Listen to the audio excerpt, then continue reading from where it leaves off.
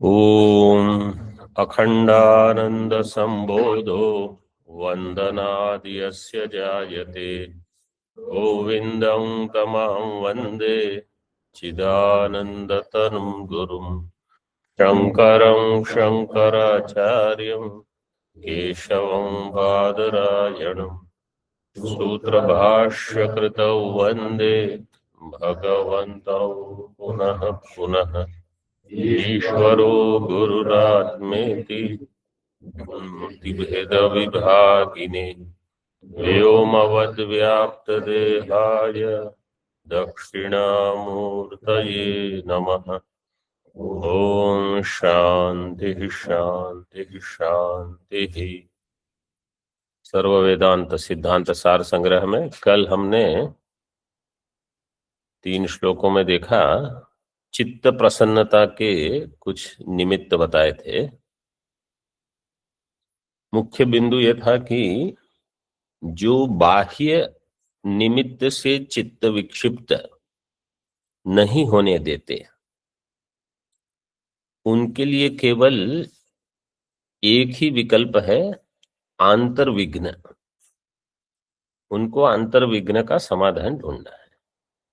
लेकिन जो बाह्य निमित्त के ही कारण चित्त विक्षिप्त जिनका हो जाता है उनको बहुत सावधानी रखनी पड़ती है। जैसे अब वसंत ऋतु आती है तो एलर्जी होती है, तो उनको बहुत सावधानी रखनी पड़ती है, क्योंकि बाह्य किसी निमित्त से खांसी वगैरह हो सकती है। भोजन में भी जिनका स्वास्थ्य, जैसे हम महामंडलेश्वर स्वामी जी को मिले थे अभी, उनकी किडनी लिवर दोनों ट्रांसप्लांट हुए हैं। उनको भोजन बहुत ही सावधान रहना पड़ता है, किनके साथ संपर्क करना नहीं। क्यों? वहां कोई भी एक साधारण कारण हो, कुछ समस्या हो सकती है। इसी प्रकार चित्त जिनको समाधान रखना है, बहुत सावधानी रखनी पड़ती है, क्योंकि कोई भी निमित्त, कोई आया हम विक्षिप्त हो, कोई कब जाएगा विक्षिप्त हो जाते। ब्रह्मनिष्ठा कब होगी फिर? ये विषय हमने देख लिया। और उसके लिए क्या क्या आवश्यक है वो भी 369 में बताया था। 370 में आहार, सात्विक आहार करके सत्व शुद्धि बढ़ सकती है। छांदोग्य के 7वें अध्याय में कहा है आहार शुद्धौ सत्व शुद्धि। फिर आगे सत्व शुद्धौ ध्रुवा स्मृति। फिर स्मृति लंबे ग्रंथि नाम विप्रमोक्ष। वहां आहार से केवल रसनेन्द्रिय का जो आहार है उसको नहीं लेना है। वहां शब्द स्पर्श रूप रस गंध 5 प्रकार के आहार, क्योंकि 5 अगर शुद्ध रहेंगे तो सत्व शुद्धि का अर्थ है अंतःकरण शुद्धि होगी। बुला दीजिए, वो भूल गया। तो आहार शुद्धौ सत्व शुद्धि, फिर सत्व शुद्धौ ध्रुवा स्मृति ही। उनको ब्रह्म ज्ञान की स्मृति रहेगी, मैं ब्रह्म हूं और जगत मिथ्या है, ये स्मृति बनी रहेगी। तो हमारी विस्मृति यही होती है, इतना अध्ययन करने के बाद जगत मिथ्या है, मिथ्या जगत मुझे प्रभावित नहीं कर सकता, ये विस्मृत हो जाता है। और मैं ब्रह्म हूं, ब्रह्म को क्या, सभी ब्रह्म में एक रूप है, ब्रह्म को कोई विक्षेप नहीं होना चाहिए, लेकिन हो जाता है। तो अगर स्मृति नहीं होगी तो ग्रंथि का नाश नहीं होगा। आगे 371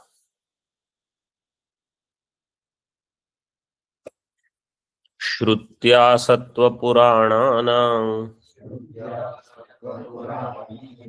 सेवया सत्ववस्तुनः अनुवृत्त्या च साधूनां सत्ववृत्ति प्रजायते।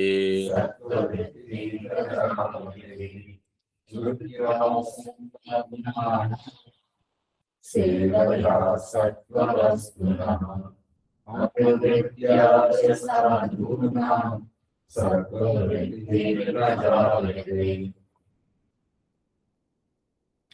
सत्व पुराणानां श्रुत्या सत्ववस्तुनः सेवया साधूनांच अनुवृत्त्या सत्ववृत्ति प्रजायते। अन्वय स्पष्ट हो। सत्व पुराणों का श्रवण करने से सत्व को कैसे बढ़ाना वो बता रहे हैं। ये पूरा जो अभी प्रकरण है सत्व वृद्धि के हेतु 370 के पहले दिया है।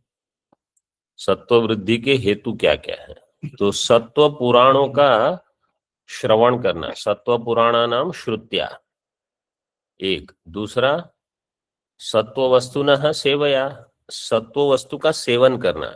यहाँ टीका में थोड़ा विस्तार किया है। सत्व वस्तु का सेवन, सेवन करने का अर्थ है उनके संपर्क में रहना, उसका ग्रहण करना। और साधु नाम अनुवृत्त्याच, साधुओं के पीछे चलना। साधुओं के पीछे चलना का अर्थ है साधु जीवन जैसा हो इस प्रकार से जीवन जीना।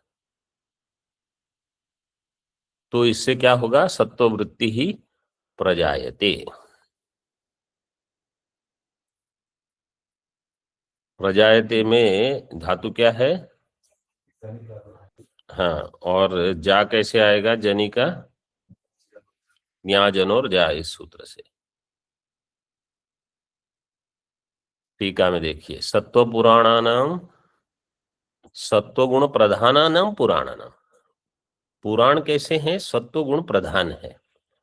पुराणों का अध्ययन करने से सत्व बढ़ता है। इसलिए जो वेदांत के लिए तैयार नहीं है उनको पहले पुराणों का अध्ययन वगैरह कराते हैं। उसमें से कुछ ना कुछ पाठ भी मिलते हैं, मतलब सीख मिलती है, उपदेश मिलता है। और जो वेदांत का विषय है वो कथा के माध्यम से बता देते हैं। जैसे मैं कहीं शायद गीता के पाठ में ही बता रहा था, वो जो द्वा सुपर्णा है उपनिषद में जो आता है, मुंडक में द्वा सुपर्णा की कथा, उसी को भागवत पुराण में पुरंजन उपाख्यान करके विस्तार करके दिया है। फिर पुरंजन एक, उसका जीवन पूरा हो जाता है, फिर अगले जन्म में वो स्त्री होता है, और फिर उसका पति, उसकी मृत्यु हो जाती है, तो वो स्त्री सती होने के लिए तैयार होती है। तब एक अज्ञात सखा आते हैं, एक सखा जो हमेशा अज्ञात रहता है और उपदेश देता है। तो फिर वहां उपदेश यही है कि वो बोले तुम कौन हो, तो बोले मैं द्वा सुपर्णा में दूसरा हूं। तुम जो कर्म के फल भुगत भुगत के भोक्ता बन के सुखी दुखी होते हो, और मैं अनशनन्यो अभिचाकशीति, वो मैं हूं। वहां इतने विस्तार से कथा रूप में उपनिषद में 2 मंत्र में पूरा उपदेश पूरा समाप्त कर दिया, लेकिन यहाँ विस्तार से। तो पुराण का यही प्रयोजन है। देखिए बताया है आगे, तो पुराण नाम श्रुत्या श्रवणेन सत्ववस्तुनः, सत्ववस्तुनः सात्विक वस्तुनः सेवया, उनका सेवन करना, तथा साधुनाम अनुवृत्त्या, अनुवृत्ति का अर्थ केवल पीछे पीछे चलना नहीं, उसका भी सेवन करना, मतलब उनके जो गुण हैं उनको जीवन में घटाने का प्रयास करना। कि ये देखो भोजन में कभी कुछ है कभी कुछ नहीं है, कैसे चुपचाप खा लेते हैं, हमें भी ऐसा करना चाहिए। अथवा जैसे किसी का वर्तन ठीक हो ना हो और कैसे सब सहन कर लेते हैं, ऐसी हमारी वृत्ति हो। ये कभी विक्षिप्त नहीं होते, हम भी ऐसे विक्षिप्त ना हो। साधुनाम अनुवृत्त्या सेवया सत्ववृत्ति ही सत्वगुण वृत्ति ही प्रजायते। इससे सत्वगुण की वृद्धि होगी। उक्तं ही पुराणो मानवो धर्मः सांगवेदाश्चिकित्सितः। अच्छा, एक ही पंक्ति थी। पुराणो मानवो धर्मः, मनु मानवो धर्म, मनु का जो धर्म है मतलब मनुस्मृति। पुराण मानवो धर्म सांग वेदा चिकित्सितः। चिकित्सा में धातु क्या है? चित ज्ञाने, चित ज्ञाने धातु है। तो वास्तव में जब हम कहते हैं चिकित्सा, चिकित्सा का अर्थ है ज्ञातुम इच्छा, लेकिन उसका अर्थ संशय में घटाते हैं हम। और चिकित्सा तो ऐसे जैसे रोग चिकित्सा, उसमें भी उसका प्रयोग होता है। तो वहां मुख्य तो यही है कि इस विषय का ज्ञान हो, स्पष्ट ज्ञान हो, रोग का विषय हो जो भी हो।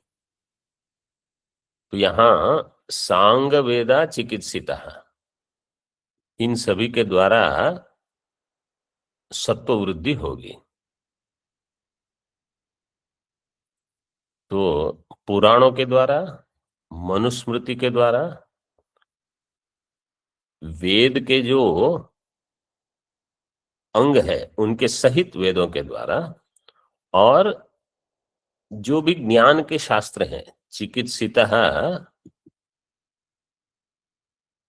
चिकित्सा शास्त्र जितने भी हैं, चिकित्सा शास्त्र मतलब केवल शरीर के लिए नहीं, लेकिन शरीर, प्राण, मन, इन सब का जो शुद्धिकरण कर सकते हैं, ऐसे शास्त्र, इन सब से सत्व की वृद्धि होगी। अगला जो श्लोक है वो प्रसिद्ध है। इतिहास पुराणाभ्याम वेदं समुपब्रह्मयेत बिभेत्यल्पश्रुताद् वेदो मामयं प्रहरिष्यति। इतिहास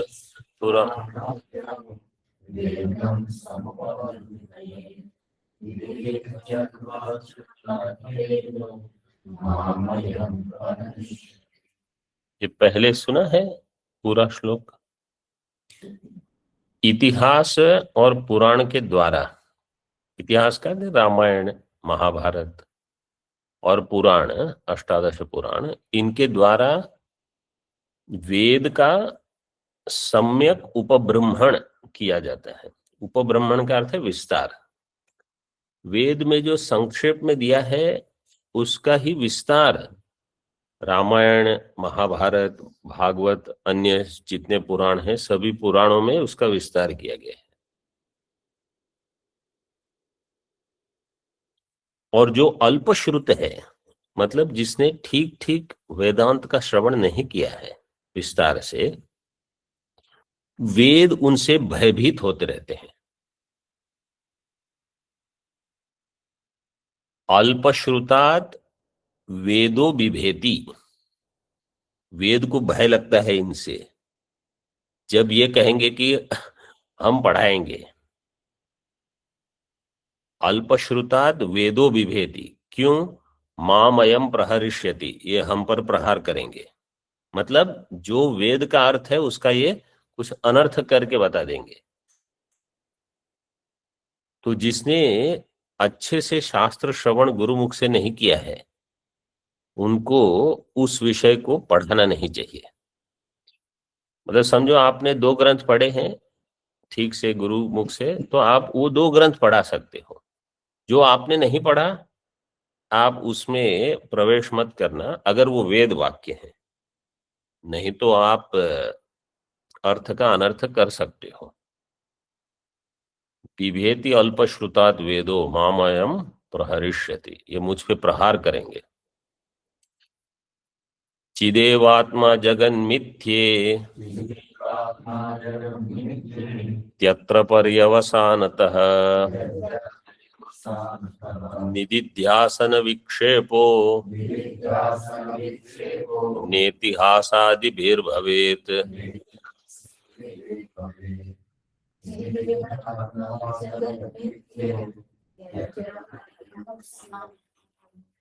विद्यासनविक्षेपो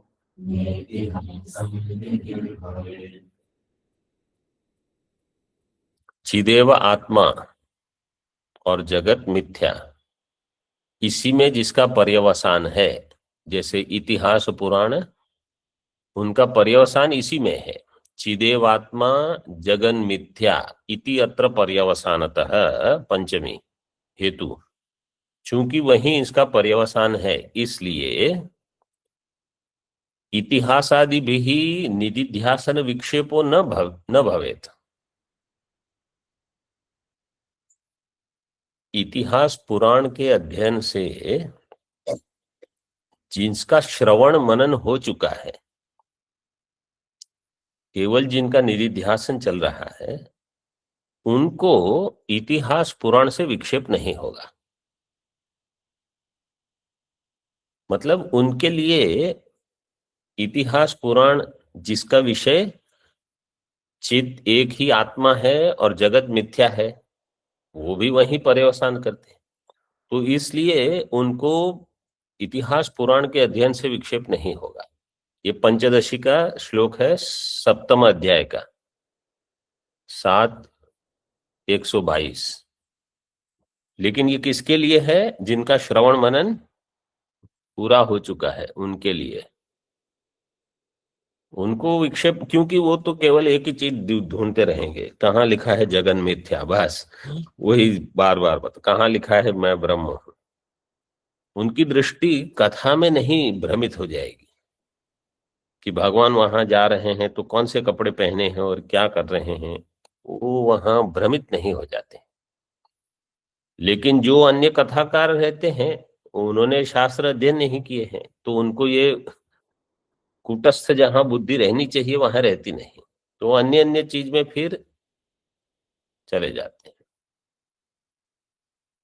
विद्यारण्य स्वामी ने जब ये श्लोक लिखा है, तो आप समझ लो कि वो विद्यारण्य स्वामी जी जैसे विद्यार्थी हैं उनके लिए है।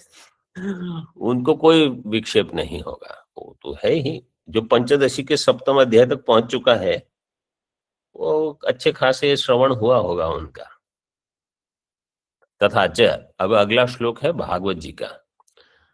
अब पढ़ने की जरूरत नहीं, मैं केवल पढ़ लेता हूं। सात्विकोपासया सत्वम ततो धर्मः प्रवर्तते, आगमो अपह प्रजा देशः कालः कर्म च जन्म च ध्यानम मंत्रो अथ संस्कारो दशैते गुण हेतवः। ये उद्धव गीता के प्रसंग में हंस गीता में आता है ये श्लोक। श्रीमद् भागवत में सात्विकोपासया, प्रातिपदिक इसमें क्या होगी? इतना सरल प्रश्न पूछा है।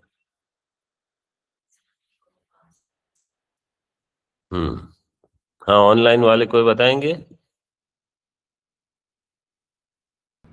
सात्विकोपासा। सात्विकोपासा, तृतीया हो जाएगी सात्विकोपासया। सात्विक वस्तु का उपासन का अर्थ है सेवन। सात्विक वस्तुओं का सेवन करके ततो धर्म प्रवर्तते, सत्वम धर्म प्रवर्तते, तो सात्विक धर्म की वृद्धि होगी। उसमें क्या क्या हेतु है? 10 हेतु दिए हैं। सत्व गुण बढ़ाने के लिए 10 चीजें हैं। एक है आगम, मतलब शास्त्र। द्वितीय है अपह, मतलब जल। फिर प्रजा, देश, काल, कर्म, जन्म, ध्यानम, मंत्र और संस्कार।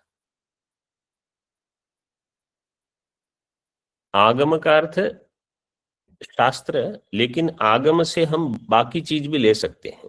जो जो आप पढ़ते रहते हो, आजकल लोग पढ़ते कम है, देखते ज्यादा है। जो आप देखते रहोगे उससे आपका सत्व, रज अथवा तमोगुण कम हो सकता है, बढ़ सकता है। तो हम क्या देखते हैं, क्या सुनते हैं, उसको सबको आगम में ले लीजिए। वास्तव में तो आगम एक ही है, शास्त्र। लेकिन उस समय तो लोग साहित्य पढ़ते थे, काव्य पढ़ते थे, अन्य अन्य चीज सब संस्कृत में ही रहता था। अब ऐसा नहीं है। आप कुछ कुछ सुनते रहते हो, देखते रहते हो, फिर वो सब अपने संस्कार बनाएंगे। वो गुण के हेतु है। सत्व की वृद्धि, रजो की वृद्धि इसमें। अपह, अपह से किसी देश का जल हम कहते हैं कि वहां का अन्न पानी आपको सत्व नहीं बना दे देगा। जैसे कोई भी शहर हो बड़ा, जहां वो बहुत पैसा और नाम प्रतिष्ठा, ये सब पूरे दिन लोग उसी में लगे रहते हैं, वहां आप जाओगे रजोगुण तुरंत बढ़ जाएगा, आप भी ऐसे हो जाओगे थोड़े दिन में। और आप यहाँ कहीं उत्तराखंड में आके रहो। एक दिन मैं जहाँ गंगा जी जा रहा था, तो आए थे वो अमित शाह, तो सब बंद करके रखा था। वो पुलिस खड़ी थी, वो बोल रहे थे, स्वामी जी यहाँ थोड़े साल पहले तक कोई मतलब गैर कानूनी ऐसा होता ही नहीं था, किसी को किसी से भय नहीं रहता था, कुछ यहाँ रास्ता रोकने की भी जरूरत नहीं रहती, सब ऐसे ही जाते थे। ये सब अभी थोड़ा नियंत्रण वगैरह आया है। तो यहाँ की प्रजा ही ऐसी, मतलब क्या है कि कौन किसी को क्या लेना है। बोले अभी सब क्योंकि बाहर से ज्यादा लोग आ रहे हैं, वहां का प्रभाव हो रहा है।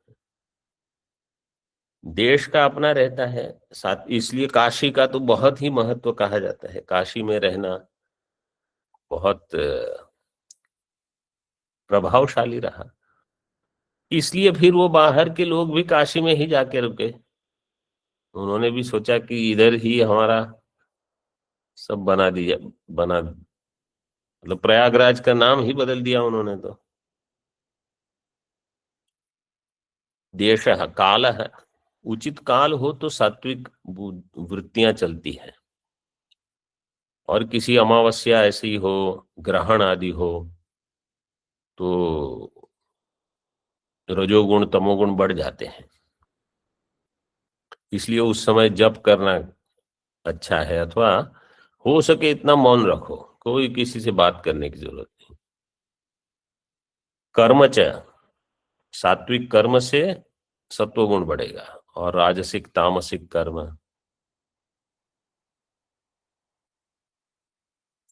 ये जो भगवत गीता में 17वें और 18वें अध्याय में सात्विक, राजसिक, तामसिक, ज्ञान, कर्ता, कर्म, बुद्धि, धृति, यज्ञ, तपह, सबके जो विभाग करके बताए हैं, इसका प्रयोजन ही ये है। धृति, सात्विक धृति भी होती है, राजसिक धृति भी होती है, तामसिक धृति भी होगी। यया धर्मम अधर्मम च कार्यम च अकार्यमेव च अयथावत प्रजानाति। धर्म अधर्म क्या है, उसे ठीक ठीक ज्ञान ही ना हो, ये भी होता है। और किसी एक चीज को पकड़ लिया बस, न विमुंचति। अभी गीता पाठ हमने किया, न विमुंचति दुर्मेधा, दुर्मेधस प्रातिपदिक है। जिसकी मेधा सही नहीं है, वो गलत चीज को पकड़ के छोड़ते नहीं, उसको छोड़ देना है। तो ये तामसिक है। कर्म, जन्म, किसी का जन्म ही उत्कृष्ट शरीर में है, उत्कृष्ट संस्कार के साथ, और किसी का जन्म ही निकृष्ट है, तो जन्म कैसा है वो भी गुण की वृद्धि के लिए हेतु है। फिर ध्यानम, ध्यानम का अर्थ है चिंतनम। रजोगुणी वस्तुओं का चिंतन, तमोगुणी वस्तुओं का चिंतन करने से उसकी वृद्धि होगी। सत्वों का चिंतन करने से, उसका ध्यान करने से सत्व की वृद्धि है। फिर मंत्र, मंत्र भी जो भी मंत्र आप उपदेश लिए हो, पाठ करते हो, अगर वो सात्विक है तो सत्व गुण बढ़ाएगा। और संस्कार, ये सारे गुण के लिए हेतु है, गुण हेतवः। तो सत्व की वृद्धि करनी हो तो सभी सात्विक चाहिए, उसमें से थोड़े भी सात्विक होंगे तो बाकी बढ़ जाएंगे। यस्य चित्तं निर्विषयं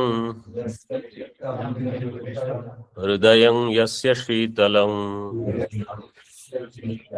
तस्य मित्रं जगत् सर्वं तस्य मुक्तिः करस्थिता।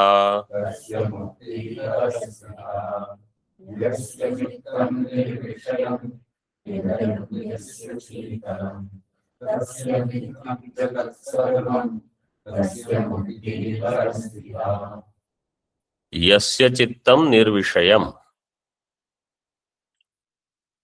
एक, यस्य हृदयं शीतलम, तस्य सर्वं जगत मित्रम, तस्य मुक्ति ही करस्थिता। जिसका चित्त निर्विषय है और जिसके हृदय में शीतलता है। शीतलम, शीतलम का अर्थ वास्तव में क्या लेंगे? साधारण अर्थ तो है ठंडा। शीतलम का अर्थ है कि जो विक्षिप्त न हो, शांत हो, जिसका हृदय शांत हो।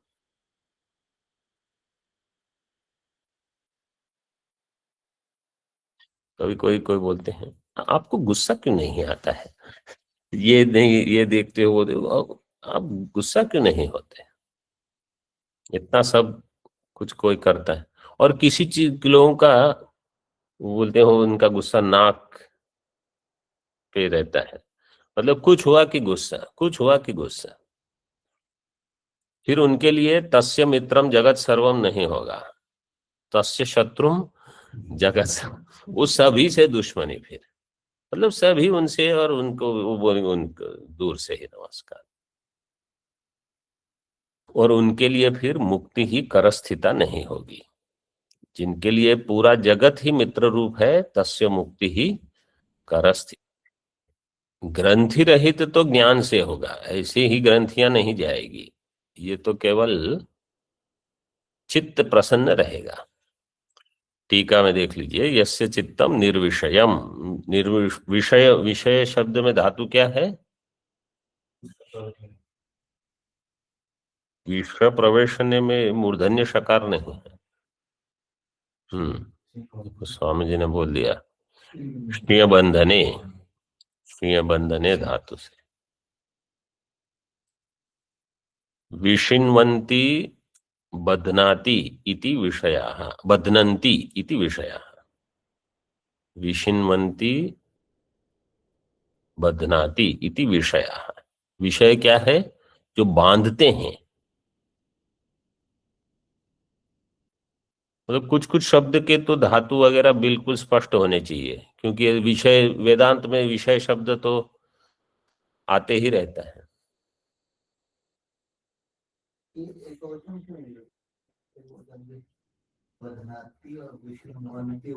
विशिन्वन्ति एक वचन है कि बहुवचन है? और बदनाती भी देते हैं ना, बदनंती कर देंगे तो हो जाएगा। हाँ, नहीं, क्योंकि मुझे लगता है वो कहीं किसी आचार्य ने एक बार गलत बोल दिया, गलत मतलब उच्चारण हो गया, वो लिख लिया, नहीं कुछ और नहीं। ऐसा मैंने मैंने भी पढ़ा है, विशिन्वन्ति बदनाती, बदनाती बहुवचन है। हाँ हाँ, जैसे चक्षते, तथा च यस्य हृदयम शीतलम सर्वम जगत तस्य मित्रम। तो जो शांत स्वभाव के होते हैं उनके लिए मुक्ति सरल है, क्योंकि उनके लिए कोई दुनिया की समस्या, कोई समस्या ही नहीं है उनके लिए। और किसी के लिए सभी चीज समस्या है। आज बुधवार है, बोले बुधवार क्यों है आज, वहां से उनका शुरू होगा। तस्य मुक्ति ही करस्थिता हस्तामलकवद अतिस्फुटा। अतिस्फुटा का अर्थ क्या है? हाथ में आमलक है तो ऐसी मुक्ति, इसका अर्थ क्या है कि आपको संदेह नहीं है। जैसे हाथ में इतना बड़ा फल हो तो कोई पूछेगा थोड़ी कि पता नहीं मेरे हाथ में कुछ है कि नहीं, अथवा क्या है वो मुझे पता नहीं, बिल्कुल स्पष्ट है। इसी प्रकार मैं ब्रह्म हूं और जगत मिथ्या है, ये बिल्कुल स्पष्ट हो जिसके लिए।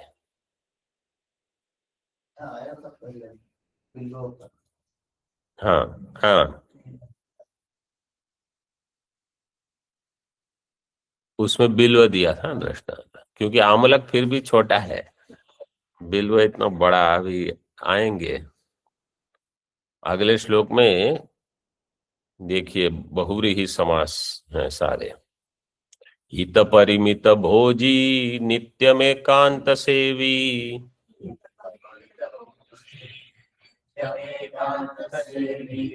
सकृदुचित हितोक्ति स्वल्प निद्रा विहार।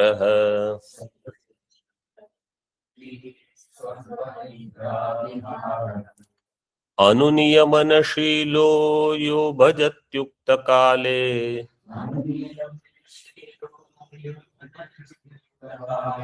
सलभत इह शीघ्रं साधु चित्त प्रसादम।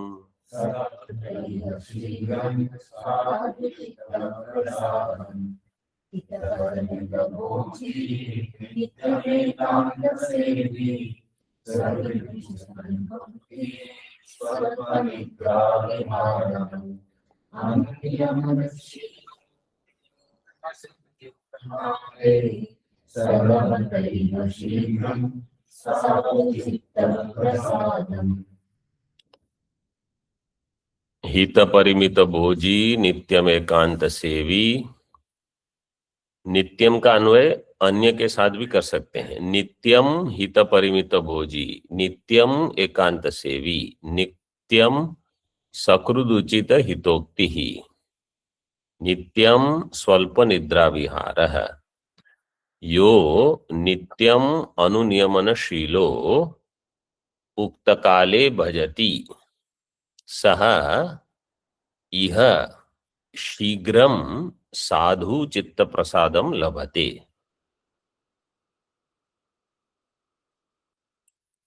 जो कोई भी साधक हित परिमित भोजी, विग्रह कैसे होगा इसका? हितंच तत्परिमितंच इति हित परिमितम, हित परिमितम भुंक्ते इति हित परिमित भोजी। जो हित का सेवन करता है, भोजन करता है और परिमित मात्रा में। ऋषि लोग पहले भोजन में बहुत सादा भोजन अधिक करते थे। कंद मूल, भगवान रामचंद्र जी के बारे में बताएं, 14 वर्ष क्या खाया उन्होंने वन में? कंद मूल फल खाही, ऐसे ही दिए हैं रामायण में, जिसमें प्राण ज्यादा हो।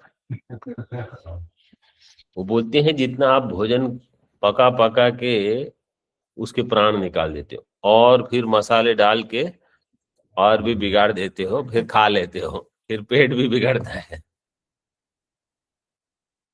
तो हित परिमित भोजी, नित्यम एकांत सेवी, इसका विग्रह कैसे होगा?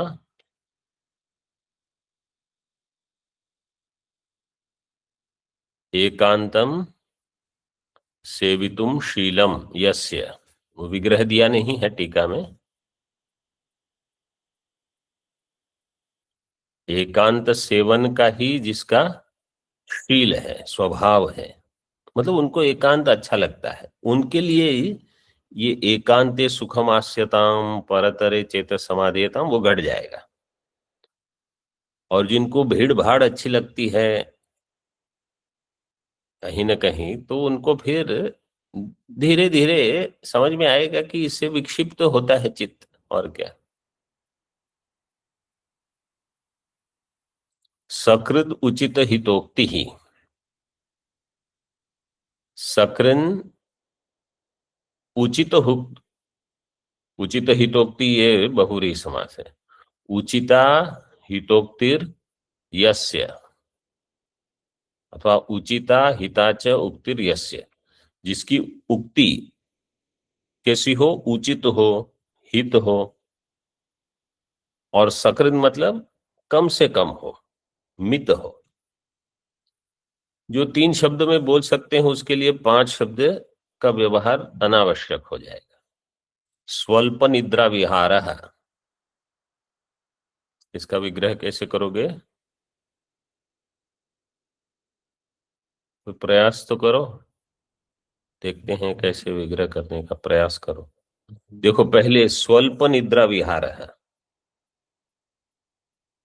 जैसे सकृत उचित हितोक्ति ही, ये बहुव्रीहि है, अन्य पद प्रधान है। इसी प्रकार स्वल्प निद्रा विहार, ये अन्य पद प्रधान होगा। अन्य पद होगा वह जो साधक है वो। तो अब स्वल्प निद्रा विहार साधक में घटाने हैं। कैसे घटा? इसमें 2 पद करने पड़ेंगे। 3 पद हैं अभी, स्वल्प निद्रा विहार। तो पहले किस 2 पद को एक साथ ले लोगे? निद्रा विहार को पहले एक ले लो। निद्रा च विहारश्च इति निद्रा विहारौ। स्वल्पौ निद्रा विहारौ यस्य, यस्य ये न तो अलग लिखा है। स्वल्पौ निद्रा विहारौ यस्य सह स्वल्प निद्रा विहारः। तो जिसकी निद्रा कम है, विहार भी कम, मतलब यहां वहां घूमना व्यर्थ क्यों? ऐसा जो साधक है उसका नाम क्या हो जाएगा? स्वल्प निद्रा विहारः।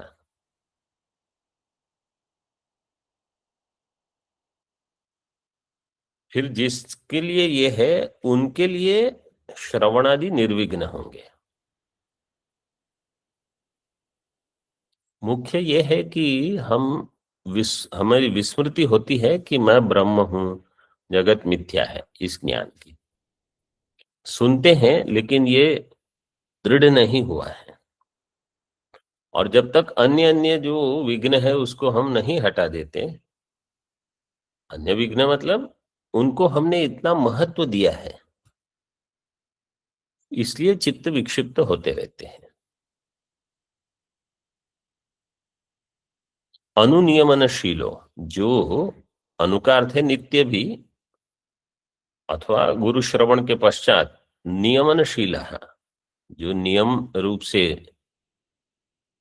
इंद्रिय मन संयमित करके जीते हैं, उनके लिए, और उक्त काले यो भजती, जो ईश्वर का भजन संध्या काल में इत्यादि करते हैं, उनके लिए चित्तम साधु शीघ्रम प्रसादम लभते, चित्त प्रसादम लभते। शीघ्रम क्रिया विशेषण है, साधु अव्यय पद है। देखो, इसलिए साधु नहीं दिया, कोई विसर्ग आदि नहीं, साधु पद है, साधु अव्यय है। जैसे कठोपनिषद में आता है शब्द अन्य श्रेयो अन्य दुतैव प्रेयः प्रेयस्ते उभे नानार्थे पुरुषम सिनीत तयोरन्यः आददानस्य साधु भवति। ये वो है साधु भवति।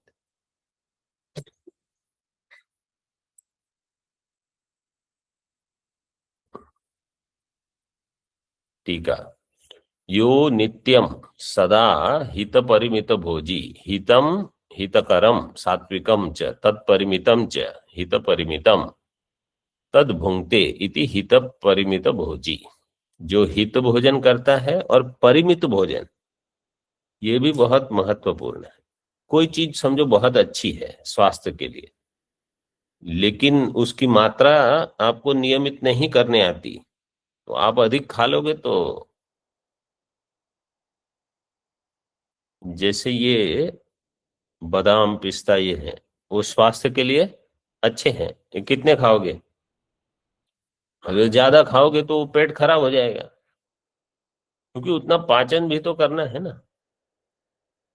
तो इसलिए हित और परिमित दोनों आवश्यक है। नित्यम एकांत सेवी यस्य शीलम एवं एकांत सेवन, जिसका स्वभाव ही है एकांत सेवन का। स सकृद उचित हितोक्ति ही, सकृन मतलब मिता, उचिता का अर्थ है प्रिया, सत्या, हिता, सभी प्रकार का मित भी हो, प्रिय, सत्य, ऐसी ही वाणी बोलनी है। ऐसा जिसको स्वभाव है, जब वो बोलेंगे तो कम बोलेंगे, इसको कहते हैं अंग्रेजी में पंच लाइन। पंच लाइन मतलब बाकी सब लोग इतना इतना बोलेंगे, वो 2 वाक्य बोलेंगे, सब उसमें आ जाएगा, वो अधिक विस्तार की आवश्यकता नहीं। और वही लोग याद रखते हैं।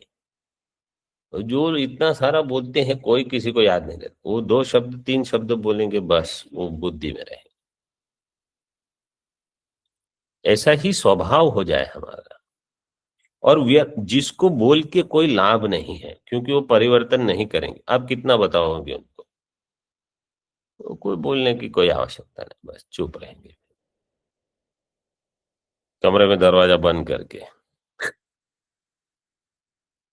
स्वल्प निद्रा विहारो, इसका विग्रह दिया नहीं है, इसलिए ये न का अर्थ है साधकेन, क्योंकि स्वल्प निद्रा विहार साधक के लिए है। तो ये न साधकेन निर्विघ्न श्रवणादि ही सिद्ध्यति, उस साधक के द्वारा फिर निर्विघ्न श्रवणादि की सिद्धि होगी। किंच अनुनियमनशील, अनुनियमनशील नित्य इंद्रिय संयमनशील, जो इंद्रिय और मन का नियमन करके रखते हैं,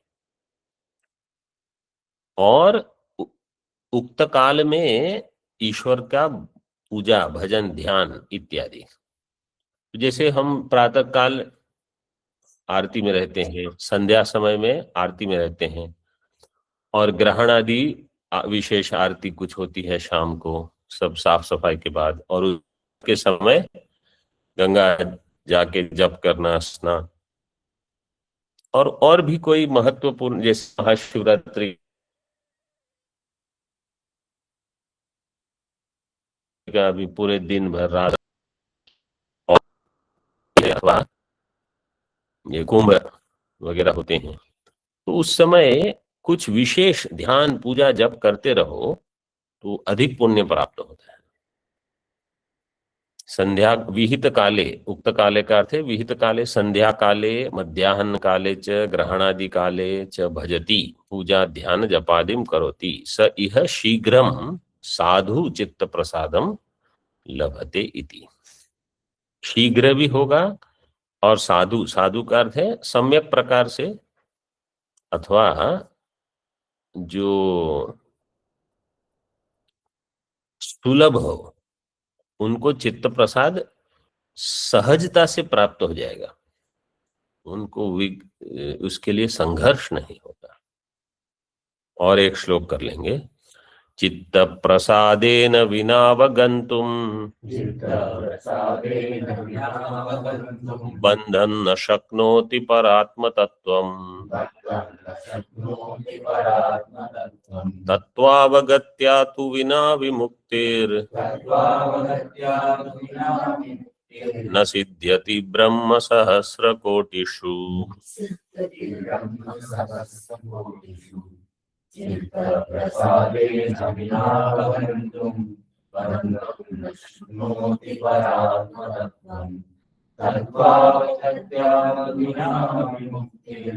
न सिद्ध्यति ब्रह्मसहस्रकोटिषु चित्त प्रसादेन विना बंधम परात्म तत्वम च, चकार जोड़ देना, अवगंतुम न शक्नोति। तू तत्वावगत्या विना ब्रह्म सहस्र कोटिषु विमुक्तिर न सिद्ध्यति।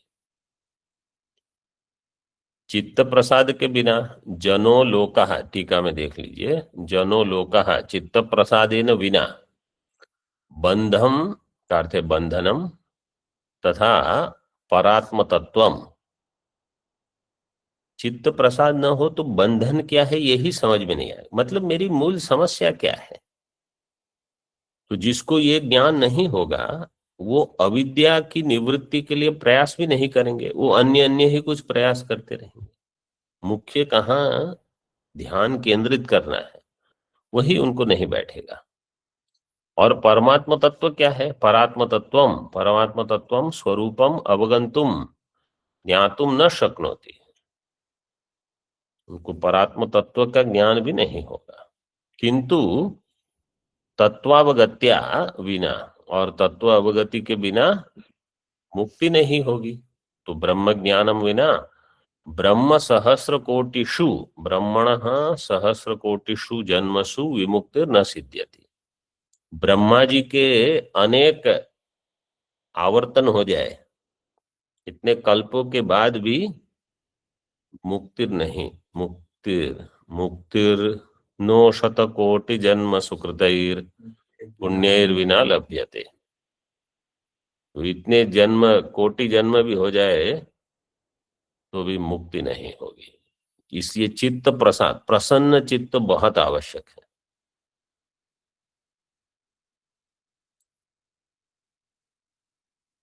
और ब्रह्म ज्ञान के बिना मुक्ति नहीं होगी, इसलिए श्वेताश्वतर का उसकी श्रुति दे दी है, यदा चर्मवद आकाशम वेष्टयिष्यन्ति मानवाः तदा देवम अभिज्ञाय दुःखस्यान्तो भविष्यति इति च श्रुतिः ऋते ज्ञाना न मुक्तिः इति च। ज्ञान के बिना मुक्ति नहीं होगी, और ज्ञान अगर चित्त प्रसन्न नहीं है तो नहीं होगा। चित्त प्रसन्नता मतलब चित्त प्रसन्नता ही जो है वो शुद्धि का मापक है। कितना चित्त शुद्ध हुआ है? बोले हमेशा प्रसन्न रहते हैं। इसका ये श्वेताश्वतर श्रुति कहती है, कोई पूछेगा कि बिना ब्रह्म ज्ञान के मोक्ष हो जाएगा, तो गुरु कहेंगे हाँ हो जाएगा, बिना ब्रह्म ज्ञान के भी तुम्हारा मोक्ष हो जाएगा। एक काम करना है केवल, क्या? बोले आकाश जो है उसको चर्म के जैसे लपेट के आप अपनी कांख में डाल दो, बस। अगर वो कर लोगे तो ज्ञान के बिना मोक्ष हो जाएगा। मतलब हाँ बस, यदा चर्मवद आकाशम मानवाः वेष्टयिष्यन्ति तदा देवम, देवम का अर्थ है ब्रह्म, ब्रह्म अविज्ञाय दुःखस्यान्तो भविष्यति, दुख का अंत हो जाएगा। तो वो कभी नहीं होगा। ऋते ज्ञान न मुक्ति, ज्ञान के बिना मोक्ष नहीं है। ओम पूर्णमदः पूर्णमिदं पूर्णात् पूर्णमुदच्यते पूर्णस्य पूर्णमादाय पूर्णमेवावशिष्यते। ओम शांति शांति शांति। शंकरं शंकराचार्यं केशवं बादरायणं सूत्रभाष्यकृतौ वन्दे भगवन्तौ पुनः पुनः। ईश्वरो गुरुरात्मेति मूर्तिभेदविभागिने व्योमवद्व्याप्तदेहाय दक्षिणामूर्तये नमः। ओम शांति शांति शांति।